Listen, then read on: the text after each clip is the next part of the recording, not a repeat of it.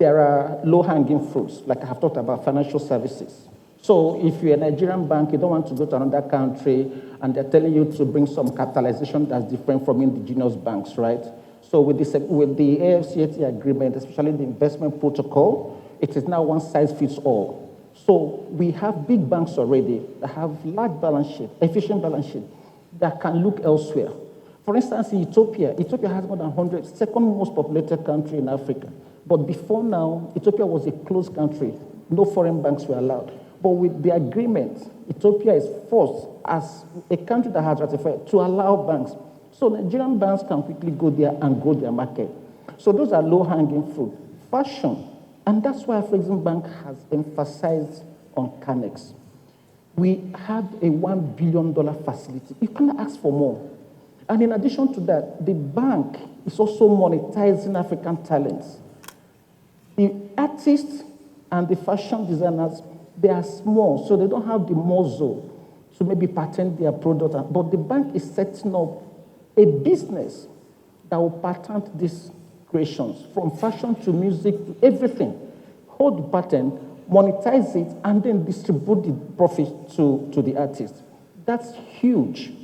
But we are getting there, right? So fashion, financial services, even music. Our EVP talked about the film financing that we have. There is no week, I'm not kidding, that we don't get one request.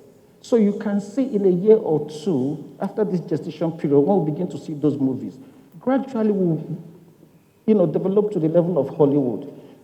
Where you have competitive advantage, take advantage of it while you're developing other competencies. So I will say every sector will benefit, but there are very quick wins that we must lose sight of and let others come in. I guess the role of banks is to bring money, isn't it? But in addition to funds, banks now have some support to build capacity, even for small businesses, such that they can help them understand the guidelines, they can help them understand the requirements for getting funding. Because today, the small and medium-sized businesses are getting the short end of the stick, because often they don't meet the risk requirement of banks, the credit requirements of banks, because they don't have track record. Sometimes they don't have the right formal documentation, and so it is difficult for them to get funding.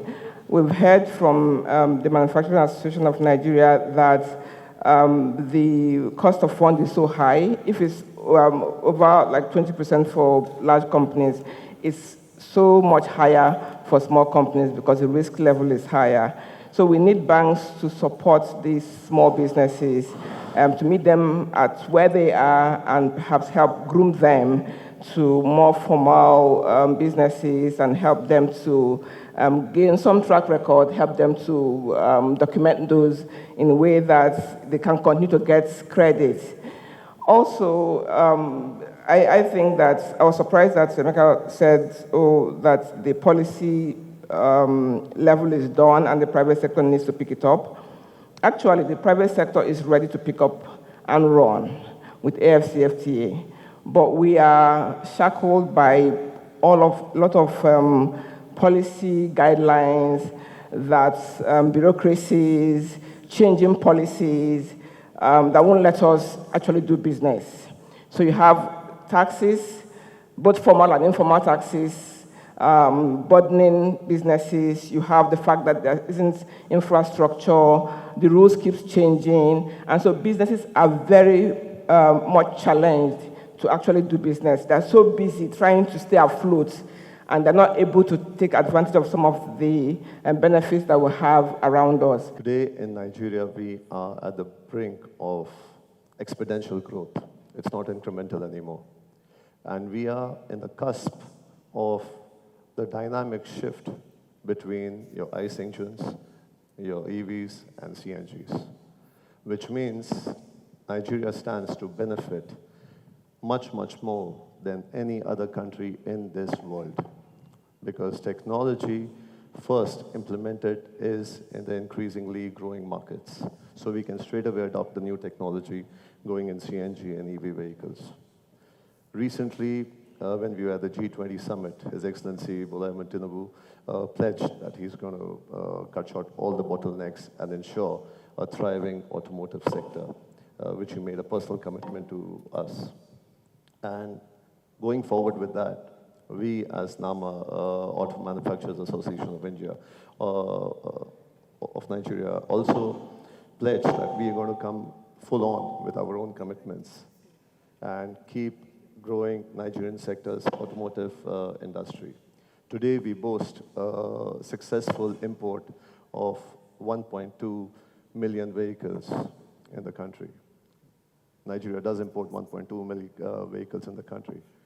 Unfortunately, the sad part is we import more of scrap vehicles and used cars, where our vision should be importing not only FPUs, not only scrap used cars, but rather importing SKDs and eventually going into CKDs of the new technology, which is CNG as well as electric, which my dear brother Ben Bruce has been advocating from inception and day one.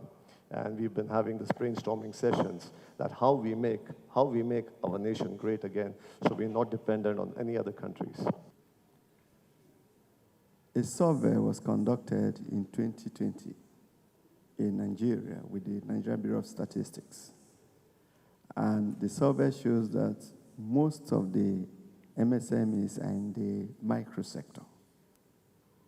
Now, what do they have to do? And I would like to congratulate Afrexim for this roadshow, is to enhance the capacity of those MSMEs to produce what will be needed in all the countries within the AFCTA.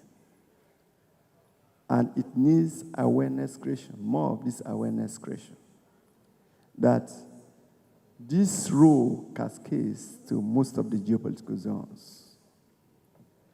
Now, whatever role they have to play, again, is people in the MSMEs may not have the fund for the technology required in driving this penetration into FCTA. One way to resolve that is to take advantage of the common facility provision, where MSMEs share resources, they share the machinery, the infrastructures are provided, and it will now minimize the cost of production. And the technology involved will be proportional to the quality of the products they have, and there will be skills available to them.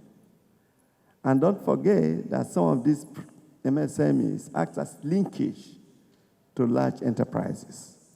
And large enterprises give specifications. So state, government, individuals should be encouraged to fund, to participate in common facility provision in most of the clusters. We have obstacles, clear obstacles that we need to clear. We have made some progress along the West African coast through the ETLS, ECOWAS Trade Liberalization Scheme. But again, what we have at that sub-regional level is not perfect yet. We are still grappling to move from a free trade area to a customs union. It's only when we get that perfectly that you move to what we know as common market. And the ultimate goal is to create an economic union, similar to what you have in Europe, whereby there is absolute free movement of goods, services, and people within that region.